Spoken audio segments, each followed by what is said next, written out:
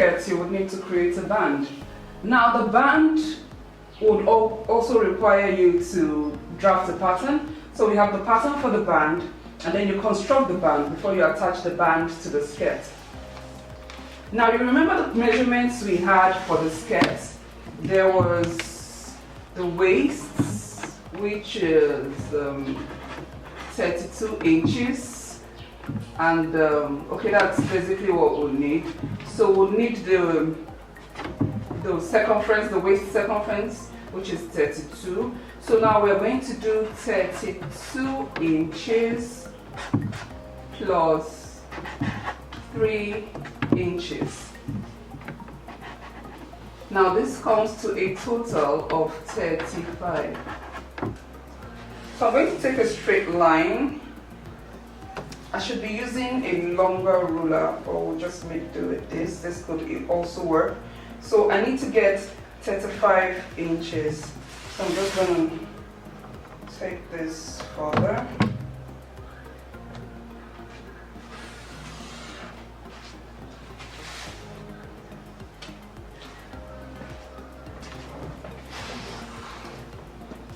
So I'll measure and see if I have enough. Okay, so this is going to be point A, and this is going to be, okay, sorry, I need to make sure it's 35, okay?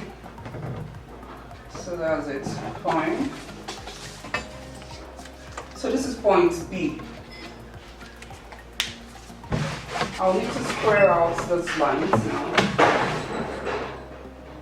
So that is 35 inches from point A to point B for the darts. Remember, 35 inches, 32 inches for the actual waist measurements of the skirt, and then 3 inches for the seam allowances at the side, and then the extension for the band. So I'm going to take this out,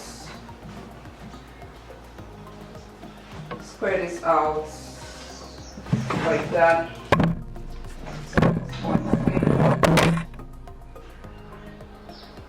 So I'm squaring out from point A and then point B. Okay, now I'm going to cross the point, draw another line to cross the top of the squared out lines from A and from B to complete the rectangle for the band pattern. So remember, our band height here is 2.5 inches. So to make it easier, okay, because I already have seam allowance added to the length of the band, I'm also going to add seam allowance. So we'll do plus 1 inch here, seam allowance for the band. Okay, so this is going to come to a total of 3.5 inches. So I'm going to measure 3.5 inches from, okay, so I'm going to use my tape so it's clearer for you to see. So here it is, 3.5 inches up. So I didn't square enough, but I could just mark that out. So we could connect all the dots. So that is it, 3.5 inches. So we're going to connect the markings just like that.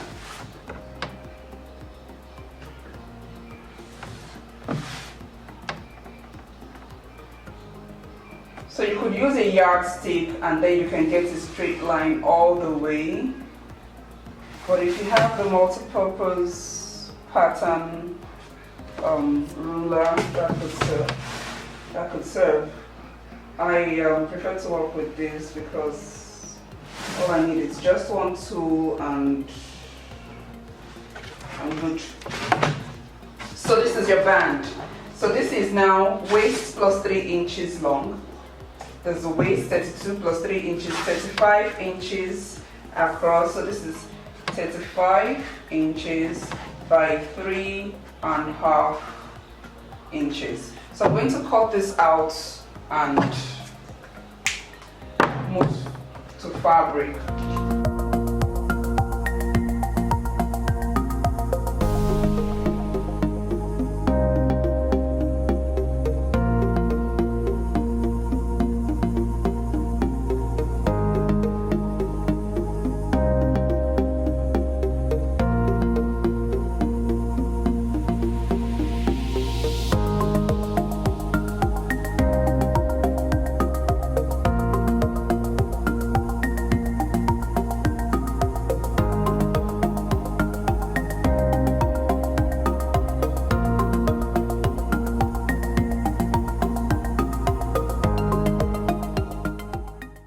Okay, so that is it. I'm done.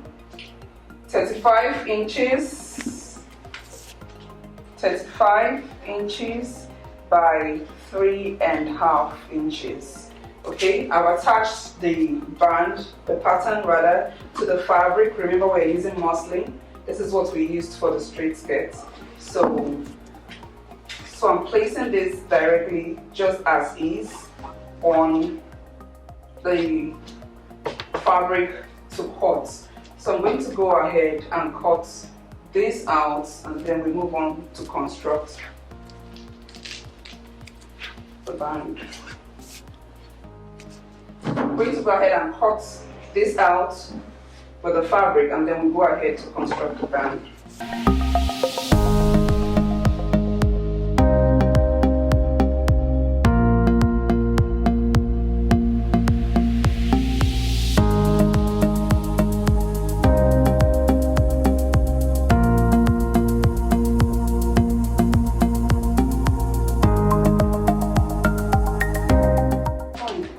So I actually forgot to mention you would need an interfacing. Remember, the band adds firmness and structure to the top of the waist of the skirt. So we're going to add interfacing to enforce the fabric and add structure. So what we're going to do now is we're going to fold this in half.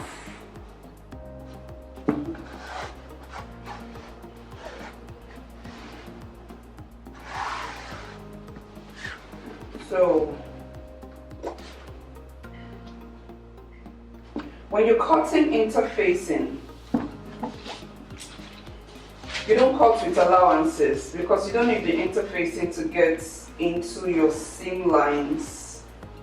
That could add bulk and make it a bit difficult to sew. So we're going to cut this without the allowances. Remember, we have 1 inch allowance, which eventually becomes ½ inch on each side. So the 1 inch allowance gives you ½ inch on each side of the band. So you have ½ inch up here and ½ inch down here. Okay, so this folded in half.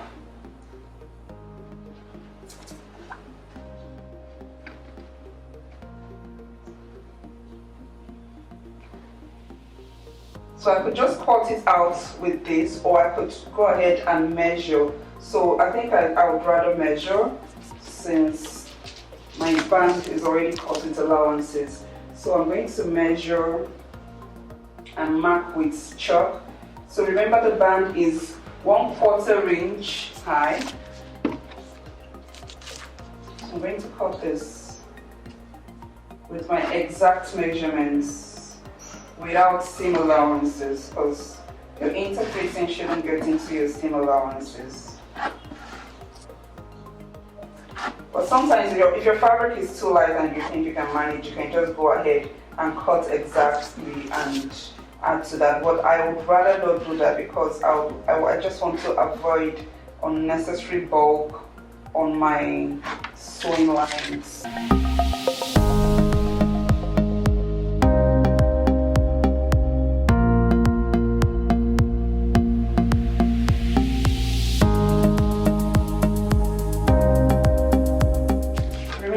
Is now going to be 34. It's a bit shorter than 34. So this is not long enough. I would have to join a bit from the side here. So at the point of pressing, I'll just attach that at the end there. So now for the interfacing, most interfacings come with gum on one side. Now this has gum on the lighter side, and the other side is just plain fabric. So how do you know which side has the gum or glue to it? If you check this on your skin, you see it's a bit rough, and if you look closely, you see there's a bit of shine to it. That's the glue that melts when you apply heat, and it helps to stick. It helps to stick to the fabric that we're sewing. In this case, we're using muslin. So this is going to go up. So there's a crease line. I'm going to go ahead and press. I have folded this earlier. So what you are going to do now is fold this in half.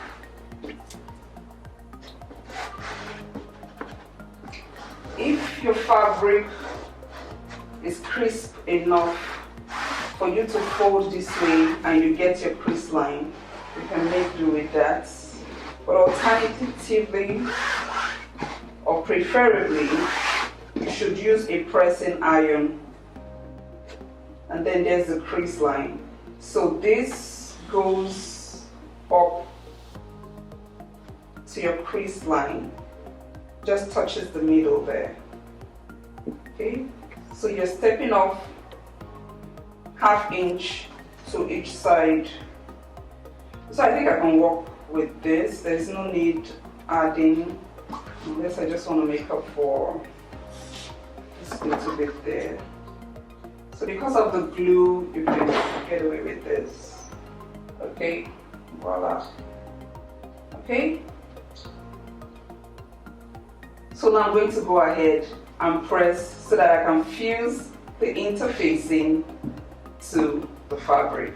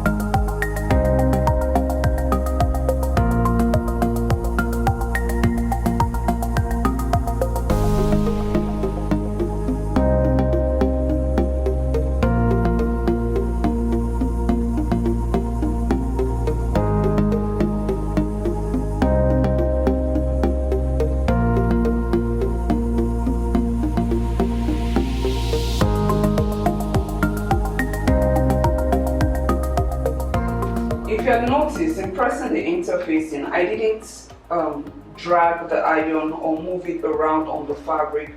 The reason why we press and press on the spot is so that you don't stretch the interfacing.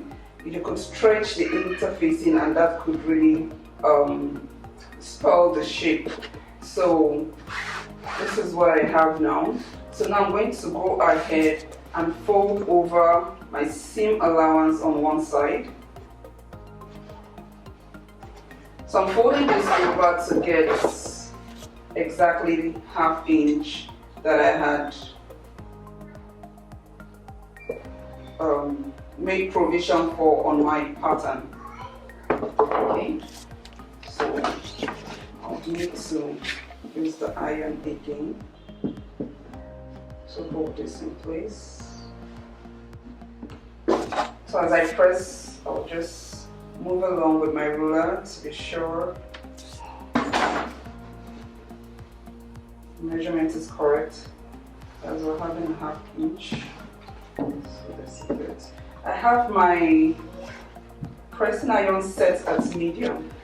So your muslin fabric is made of pure cotton and it's a bit durable, so you can use the medium setting on.